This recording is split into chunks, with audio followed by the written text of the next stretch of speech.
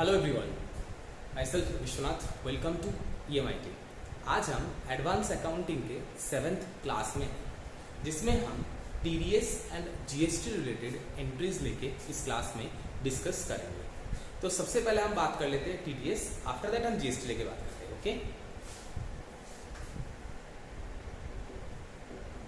TDS ये तो आपने सुना ही हो, टैक्स डिडक्टेड एट सोर्स। ये गवर्नमेंट का टैक्स एडवांस में कलेक्ट करने का एक पॉलिसी है, जिसके द्वारा जहां से इनकम अराइज होता है गवर्नमेंट वहीं पर ही टैक्स का कलेक्ट कर लेते हैं, ताकि बाद में ना आप अपना इनकम छुपा पाओ और ना टैक्स का चोरी हो सके, है कि नहीं, और वो भी तो बहुत ही कम हो। इसीलिए गवर्नमेंट ने एडवांस टैक्स का एक पॉलिसी लाया था, किसके नाम से? TDS के नाम से। तो TDS गवर्नमेंट का एक एडवांस टैक्स डिडक्ट करने का एक पॉलिसी है, जिसके द्वारा किसी पर्सन को जब भी इनकम मिलता है वहीं पर ही उसका टैक्स डिडक्ट कर लिया जाता है। अगर उसका टैक्सेबल इनकम है तो वो अपना रिटर्न फाइल करे और अपना टैक्स का एडजस्टमेंट अपना एक्चुअल टैक्स के साथ करवा ले TDS का, कोई दिक्कत नहीं। या तो अगर उसका टैक्सेबल इनकम बनता नहीं है तो आपको TDS का रिफंड क्लेम करने के लिए आप अपने आपको रिटर्न फाइल करो अपना इनकम का। जब अपना रिटर्न फाइल आप करेंगे, अगर आपका इनकम टैक्सेबल नहीं है तो जितना भी आपका TDS डिडक्ट हुआ था वो आपको रिफंड मिल जाएगा। ये नॉर्मली होता है। तो अगर कोई भी इनकम के ऊपर अगर हमारा TDS कटता है या हमारा कोई एक्सपेंस उसके ऊपर TDS कटता है, किस तरीके से होता है इसका एंट्रीज, हम उसी को लेके आज इस क्लास में डिस्कस करने वाले हैं। ठीक है, हम एक छोटा सा एग्जांपल लेते हैं। सपोज कीजिए मैंने एक लोन लिया है 10 लाख रुपए, ठीक है, जिसके ऊपर रेट ऑफ इंटरेस्ट है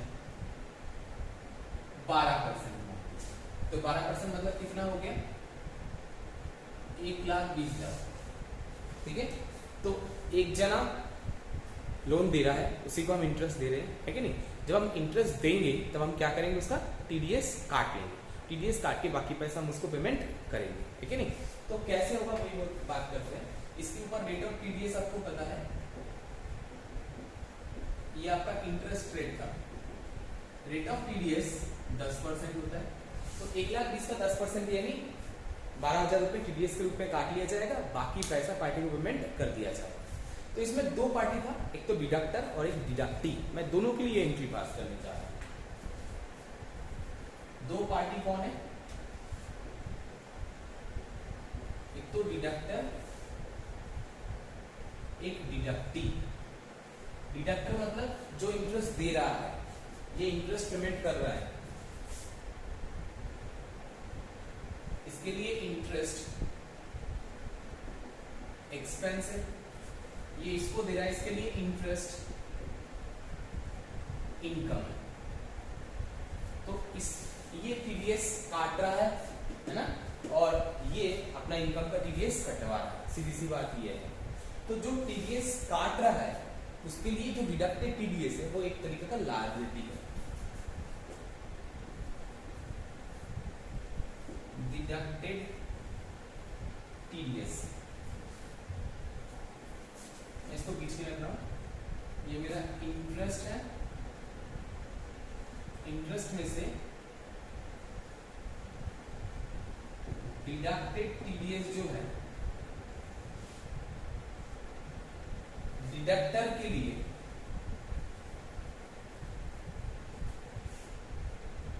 लायबिलिटी है।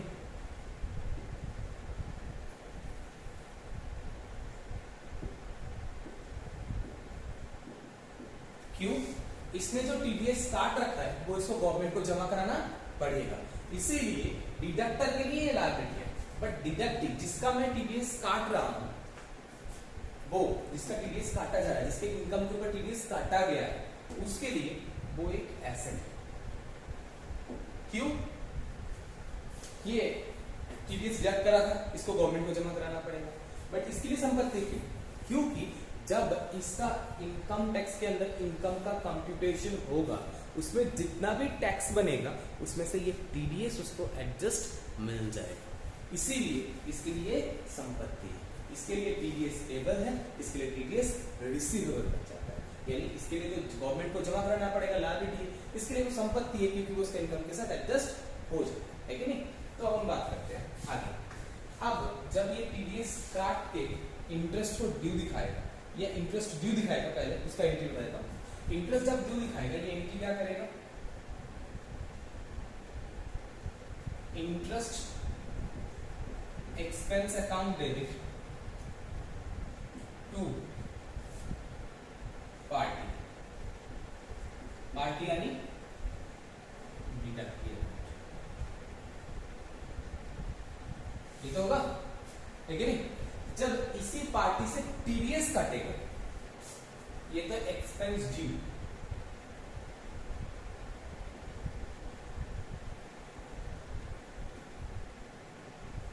दूसरा टीडीएस डिडक्शन। जब ये टीडीएस डिडक्ट करेगा तो ये क्या एंट्री करेगा, ये एंट्री करेगा TDS sorry party account debit, party मतलब मेरा डिडक्टिव है ना,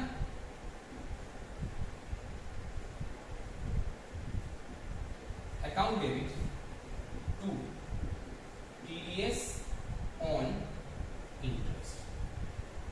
इससे क्या होगा, इस पार्टी के खाते से टीडीएस डिडक्ट हो गया। मान लीजिए इंटरेस्ट एक्सपेंस था 1,20,000 रुपए, इसमें 1,20,000 रुपए दिखा दिया, पार्टी से टीडीएस के ऊपर 10% के हिसाब से 12,000 रुपए काट लिए, तो ये 12,000 काटने का एंट्री हो गई। जहां पर पहले पार्टी 1,20,000 से क्रेडिट हुआ था, अब वहां पर पार्टी डेबिट हो गया 12,000 रुपए से। रिमेनिंग जो रहेगी वो पार्टी को पेमेंट करना है ना। अब आप चाहो तो इन दोनों एंट्री को इकट्ठा एक बार में इकट्ठा भी कर सकते हो, एक साथ भी कर सकते हो। एक साथ कैसे करोगे, interest expense account debit to party और टू टीडीएस ऑन इंटरेस्ट, यानी इंटरेस्ट एक्सपेंस 1,20,000, पार्टी का कितना 12,000 माइनस करो, जो बाकी रह जाता है कितना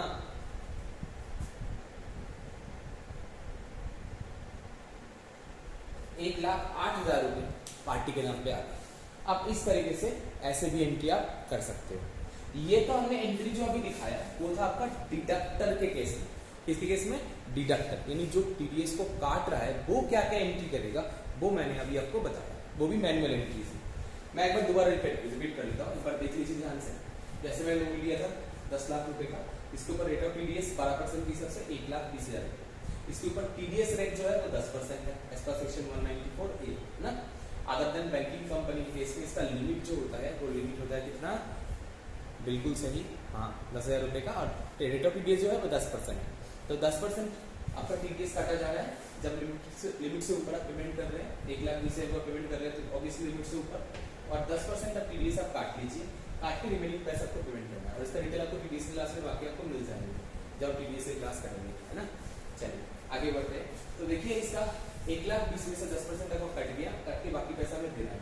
तो जब इंटरेस्ट को ड्यू दिखाना है, एक्सपेंस को, एक्सपेंस ड्यू दिखा देना है, कोई भी एक्सपेंस अगर ड्यू दिखाना है, नॉर्मली हम जो एंट्री करते हैं वो expense account debit to party करते हैं, ये expense account debit to outstanding expense करते हैं। यहाँ पर हमें पार्टी को दिखाना है, क्यों पार्टी को पेमेंट करना है, तो एक्सपेंस अकाउंट डेबिट को हमने पार्टी डाल दिया 1,20,000 रुपये, ओके।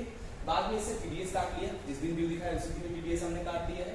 कितना टीडीएस काटा है, पार्टी अकाउंट डेबिट क्या बोल के, ये देखो 12,000 रुपये जितना टीडीएस का अमाउंट बनता है, टू टीडीएस ऑन इंटरेस्ट बोल के 12,000 रुपये।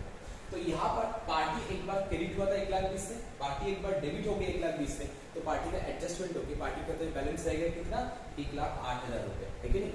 इन दोनों एंट्री को मैंने बोला अलग अलग ना करके सेम डे करने के लिए आप एक ही जगह कर सकते हो, और सेम डे ही करना होता है क्योंकि टीडीएस में एक रूल भी है, ड्यू और payment which ever is earlier is applicable for TDS deduction, यानी आप ड्यू दिखा रहे हो या पेमेंट कर रहे हो, दोनों में से जो पहले है उसी टाइम आपको टीडीएस को काटना पड़ेगा, ठीक है। तो चलिए ये देखिए दोनों एंट्री को मैंने एक साथ कर दिया। एंट्री क्या है, इंटरेस्ट एक्सपेंस अकाउंट डेबिट, अच्छा हमारा डेबिट हो गया, टू पार्टी, पार्टी के नाम पर, पार्टी में हम कितना दिखाएंगे, टीडीएस काटने के बाद जितना अमाउंट बनता है, टीडीएस कितना है 12,000, काट लिए तो कितना रह गया 1,08,000, तो पार्टी के नाम पे आ गया 1,08,000। बाकी जो 12,000 क्रेडिट में रह गया वो किस चीज का है, वो टीडीएस का है। ये देखो टीडीएस और इंटरेस्ट हो गया। ऐसे किसी भी हेड के ऊपर, जैसे कमीशन का है, रेंट का है, किसी का भी करना है, आप इस तरीके से एंट्री कर सकते हो। जैसे रेंट एक्सपेंस दिखाना है, मान लो rental expense account debit to party to TDS on rent, commission के ऊपर काटना है, commission expense account debit to party to TDS on commission. ऐसे आप एंट्री कर सकते हैं टीडीएस डिडक्शन का। किसका? टीडीएस डिडक्शन का। कौन कर रहा है ये एंट्री? जो टीडीएस काट रहा है वो ये एंट्री करनी है, यानी डिडक्टर ये एंट्री कर रहा है। अब हम बात करेंगे डिडक्टी के लिए। पहले ये देख लीजिए, इसमें कोई दिक्कत है आप लोगों को? ओके, इरेज कर दूं? चलिए अब हम नेक्स्ट बात करते हैं कि डिडक्टी के लिए क्या होगा। ये तो हो गया डिडक्टर के लिए, है ना? इरेज करते हैं हम लोग।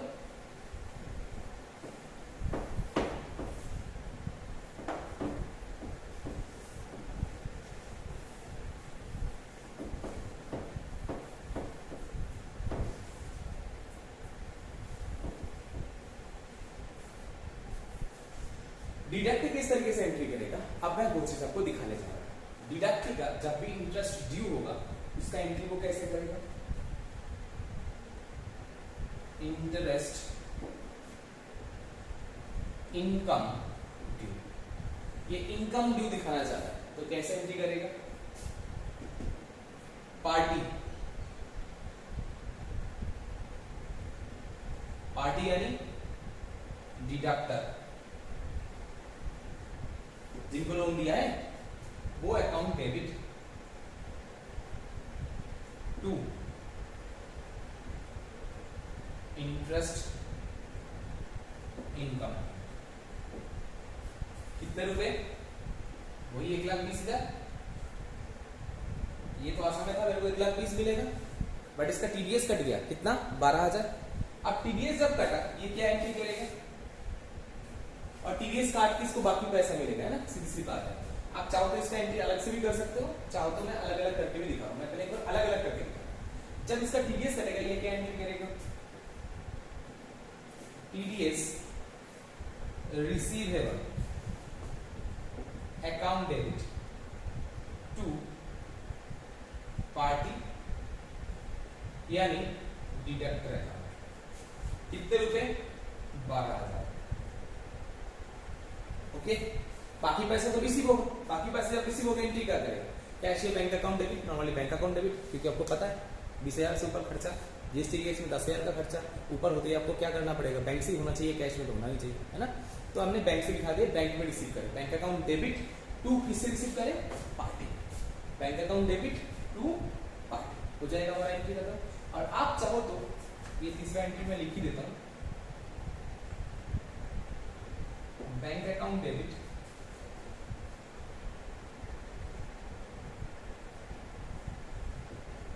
टू पार्टी अकाउंट 1,08,000 रुपए। आप चाहो तो ये दोनों एंट्री को एक साथ भी कर सकते हैं।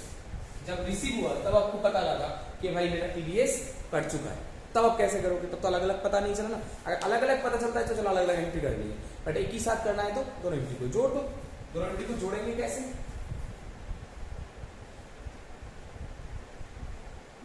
बैंक अकाउंट डेबिट कितने रुपए? 1,08,000 रुपए, है क्या नहीं? और जो टीडीएस कर रहा है उसके लिए टीडीएस रिसीवेबल अकाउंट डेबिट कितने रुपए? 12,000 रुपए टू किससे? पार्टी से, यानी टू पार्टी यानी डिडक्टर अकाउंट। कितना? 1,20,000। इस तरीके से वो एंट्री करेगा। देखो पार्टी या डिडक्टर पहले डेबिट हुआ था 1,20,000 में, यहाँ पर क्रेडिट हो गया 1,20,000, पार्टी पार्टी खत्म हो गया। तो रह गया क्या? बैंक अकाउंट डेबिट और टीडीएस और interest account, TDS receivable, sorry TDS receivable है ना, सही टीडीएस रिसीवेबल अकाउंट डेबिट 12,000 रुपए और पार्टी हो गया कितना? पूरा 1,20,000 से। तो पार्टी पार्टी तो खत्म हो गया, तो एक्चुअली एंट्री रह गया bank account debit TDS account debit to इसका इंटरेस्ट रिसीव्ड, यही तो रह गया। देखो ना, यहाँ एक पार्टी डेबिट, यहाँ पार्टी क्रेडिट, तो आपका मेन एंट्री क्या रहेगा? सिर्फ यही तो रह गया, ये दोनों को जोड़ो और ये करो इंटरेस्ट। समझ गए? तो ये इस तरीके से हम टीडीएस का एंट्री पास करते हैं डिडक्टर एंड डिडक्टी दोनों के लिए। डिडक्टर एंड डिडक्टी किस तरीके से टीडीएस का एंट्री करेंगे वो मैंने आपको यहाँ पर अभी दिखाया। किसी को कोई क्वेरी है इसका रिगार्डिंग? एक बार पहले आप लोग लिख लो। ओके, अगर आप लोगों को कुछ भी कोई फिर भी क्वेरी है, आप हमें डाउट सेशन में इसको क्लियर कर लीजिएगा। अब मैं नेक्स्ट ऑप्शन में जाता हूँ। ये तो हो गया हमारा टीडीएस रिलेटेड। अब हम बात करने वाले जीएसटी रिलेटेड एंट्रीज लेके। क्या लेके? GST related entry. यानी अगर जीएसटी में गुड्स परचेज हुआ है या जीएसटी में गुड्स सेल हुआ है, उसका एंट्री हम किस तरीके से करेंगे, हम इस सेशन में आप उसको लेके बात करने जा रहे हैं। इरेज कर दें हम इसको।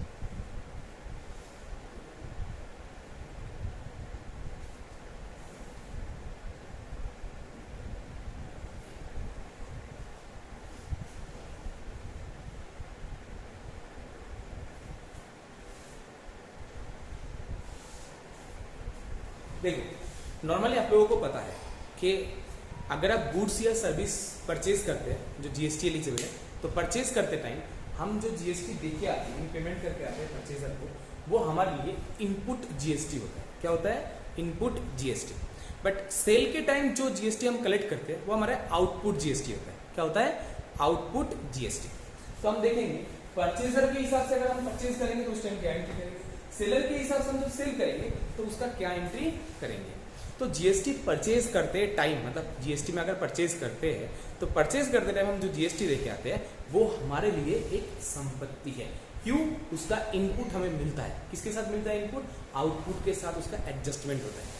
मतलब मेरा आउटपुट जीएसटी जो बनेगा उसके साथ परचेज के टाइम जो जीएसटी हम देके आए थे उसका हमें एडजस्टमेंट मिलता है। इसीलिए इनपुट जीएसटी हमारे लिए संपत्ति होता है और आउटपुट जीएसटी हमारे लिए लायबिलिटी होता है। क्या होता है? लायबिलिटी है कि नहीं, जो हमें गवर्नमेंट को जमा कराना पड़ता है। तो परचेजर परचेज करते टाइम जो जीएसटी पेड करता है eight the time of purchase, उसको हम बोलते हैं इनपुट जीएसटी। क्या बोलते हैं? Input GST. क्या बोलते हैं हम? Input GST. और इनपुट जीएसटी हमारे लिए क्या है? एसेट। क्या है? Asset.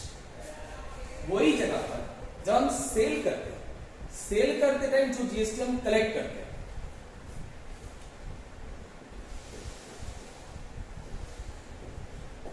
Eight the time of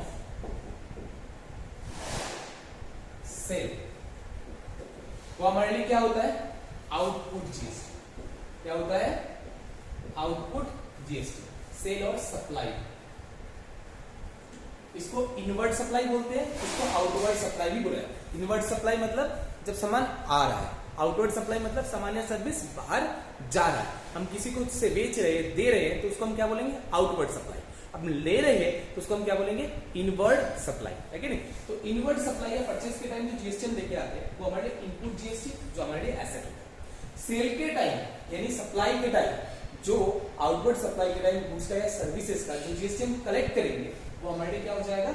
output GST. और आउटपुट जीएसटी हमारे लिए क्या होता है? लाभ। यहां तक समझ में आ गया आप लोगों को? अब इसका एंट्री करना बहुत आसान रहेगा। कैसे? मैं बताता हूं।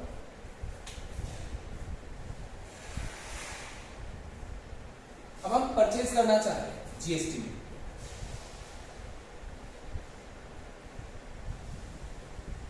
Local purchase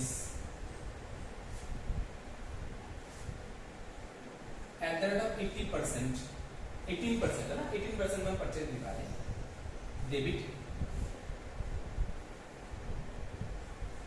CGST input debit, SGST input debit. आप इनपुट की जगह सीधा सीजीएसटी एसजीएसटी भी लिख सकते हैं। अगर इनपुट मैनेज ना करना चाहे, अलग से लेजर मैनेज नहीं करना चाहे तो भी आप कर सकते हैं, है ना। मैं आपको दोनों ऑप्शन ही बता सकता हूं। टू कैश में हो सकता है, बैंक से हो सकता है, उधारी में भी हो सकता है कि नहीं।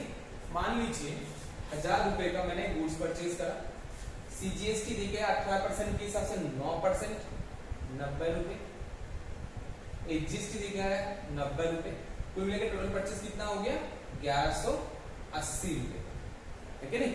इसमें 180 मेरा जीएसटी है, इस 180 का आधा यानी 90 सीजीएसटी और 90 एचजीएसटी है ना, यही होगा। ये लोकल परचेज के केस में, लोकल परचेज जब इन स्टेट विद इन स्टेट अगर परचेज होता है तो उसका एंट्री मैंने अभी लिख के आपको दिखाया। बट वही अगर मैं दूसरे स्टेट से परचेज करता हूं तो दूसरे स्टेट से परचेज करता हूं तो इसकी जगह आईजीएसटी आ जाएगा। क्या आ जाएगा? आईजीएसटी, यानी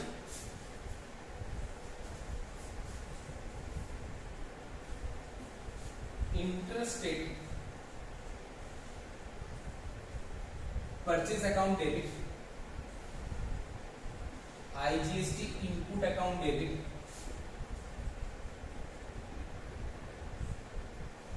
कितना, मान लीजिए वही 1000 रुपए का ही सामान परचेज करता हूं, 1000 रुपए, और इसमें जीएसटी कितना हो गया 180 रुपए आईजीएसटी के रूप में, टू कैश और बैंक और पार्टी कितने रुपए 1180। ये हो गया अगर मैं इंटरस्टेट दूसरी स्टेट से परचेज करता हूं। सेम स्टेट परचेज करते हैं तो उसको लोकल परचेज बोलते हैं, दूसरी स्टेट से परचेज करते हैं तो उसको इंटरस्टेट परचेज बोलते हैं। दोनों को अलग अलग क्यों करते हैं? क्योंकि दोनों के ऊपर टैक्स रेट तो सेम है, बट दोनों के लिए जो जीएसटी चार्जिंग मेथड है वो थोड़ा सा डिफरेंट है। जीएसटी का मेनली 4 कंपोनेंट होता है, सीजीएसटी, एसजीएसटी, यूटीजीएसटी या सीजीएसटी, और सीजीएसटी तो एक हो गया, दूसरा आपका एसजीएसटी या यूटीजीएसटी, तीसरा आपका आईजीएसटी।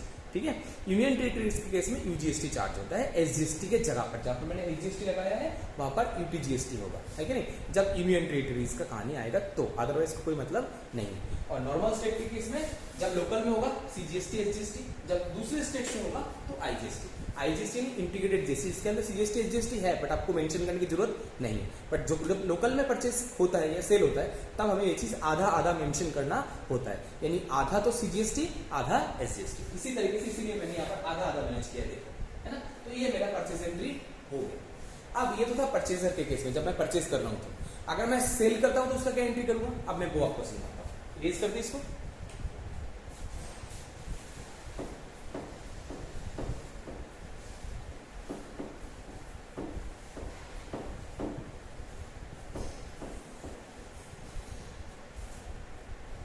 अब हम बात करते हैं सेलर क्या करेगा।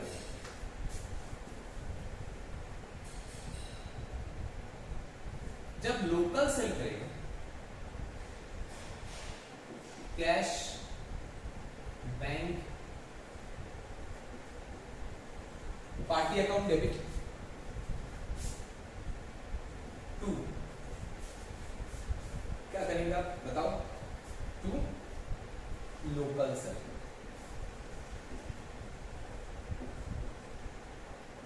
To CGST output account, to SGST output account, ठीक है नहीं। तो अगर मान लीजिए लोकल सेल का कितने का 2000 का मान लेता हूं, ठीक है, और उसके ऊपर जीएसटी, तो 2000 के ऊपर 180 तो सीजीएसटी, 180 एचजीएसटी, कुल मिला के कितना हो गया, कुल मिला के पार्टी में आ जाएगा 2360। ओके, इसी जगह अगर दूसरे स्टेट में करते तो कैसे होता, वो हम बताते यार, इंटरस्टेट करते तो। ये तो हो गया लोकल सेल, अगर दूसरी स्टेट में सेल करना तो cash, bank, party account debit,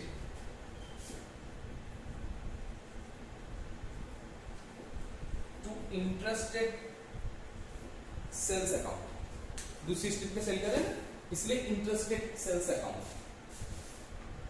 to IGST account. IGST कौन सा है ये, हो गया, ठीक है। तो कैसे होएगा, वही 2360 या सेल में कितना था 2000 और जीएसटी कितना था 360। हो गया हमारा एंट्री। ये हो गया सेल के केस में, जब हम सेल करते हैं। कोई दिक्कत है इसमें? आप लोग एक बार देख लीजिए, लिख लीजिए इसको।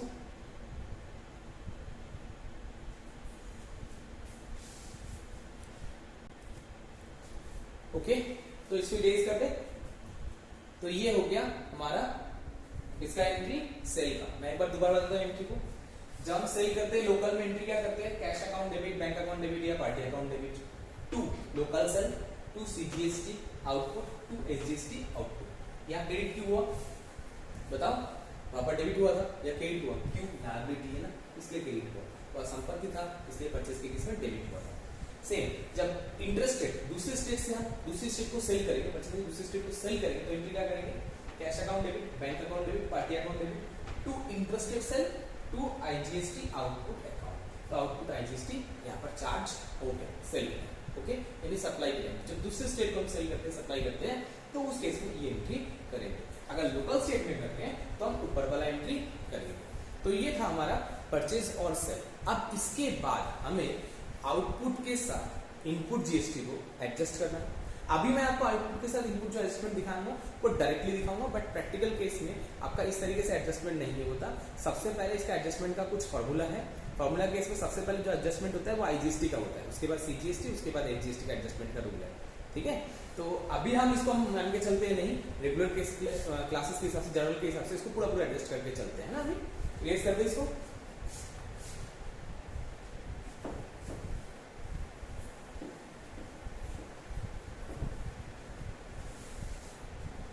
हम मान के चलते हैं कि इलेक्ट्रॉनिक लेजर में पूरा एक्यूमुलेटेड अमाउंट इकट्ठा होकर आ जाएगा, उसके हिसाब से हम एंट्री लेके चलते हैं ना। तो जो हमारा आउटपुट था, जो क्रेडिट था, अब उसको कर दीजिए डेबिट, यानी एडजस्टमेंट एंट्री कर रहे हैं। Adjustment of GST output with input, इसको इनपुट क्रेडिट लेना भी बोलते हैं।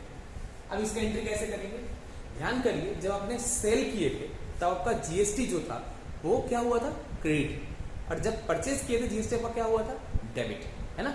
अब उनको एडजस्ट करना है तो उनको क्या करना पड़ेगा, रिवर्स, उल्टा करना पड़ेगा। हम इसको रिवर्स करते हैं, कैसे, output IGST account debit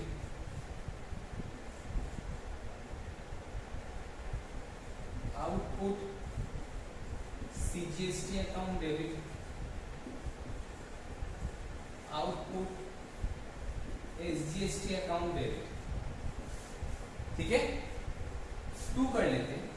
input हमारा एसेट था, डेबिट हुआ था पहले, अब हम उसको एडजस्टमेंट के लिए उसको क्या कर लेंगे, क्रेडिट। कैसे करेंगे, to input IGST account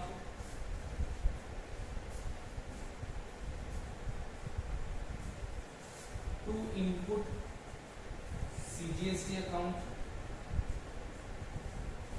to input SGST account. हो गया एडजस्टमेंट। बाकी जितना भी अगर आपका रह गया, अगर आपका आउटपुट ज्यादा है तो आपका जीएसटी पेबल हो जाएगा, to GST payable.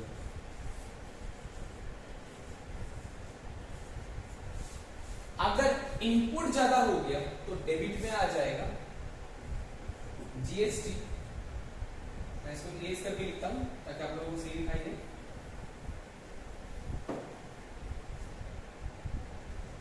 GST refund और कैरी फॉरवर्ड, या तो हम कैरी करेंगे या तो रिफंड क्लेम करेंगे, है क्या नहीं। ये संपत्ति होता है, ये हमारा डेबिट हो गया। अगर इनपुट ज्यादा हुआ तो, अगर आउटपुट ज्यादा हुआ तो जीएसटी पेबल रहेगा। अभी हमारा आउटपुट ही ज्यादा था तो पेबल ही निकलेगा। कितना था हमारा आउटपुट, जीएसटी था 360, 180, 180। इनपुट था 180,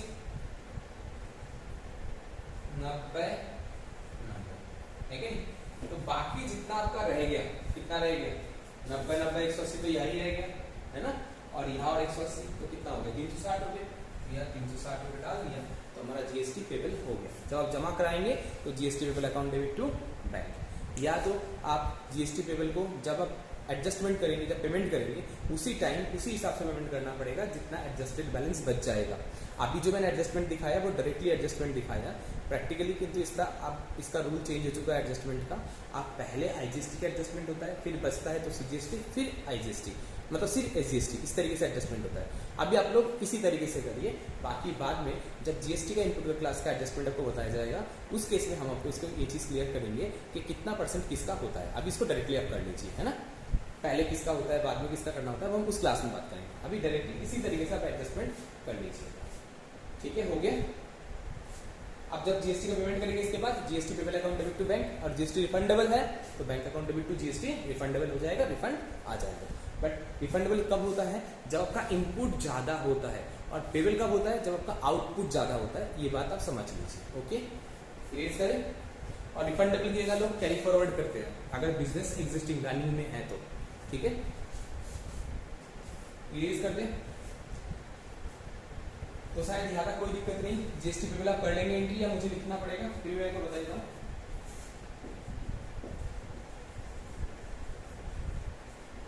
अकाउंट डेबिट तो बैंक अकाउंट करके हम जीएसटी को पेमेंट कर देंगे। इस तरीके से हमारा जीएसटी का एंट्री होता है। अभी जो हमने देखे GST purchase, GST cell and output के साथ इनपुट का एडजस्टमेंट, ये एंट्री हमने देख ली है। अगर आप लोगों को फिर भी कुछ क्वेरी है, हमारा डाउट क्लास जो है उसमें आप क्लियर कर सकते हैं। ओके, थैंक यू, आज के लिए इतना ही, जय हिंद।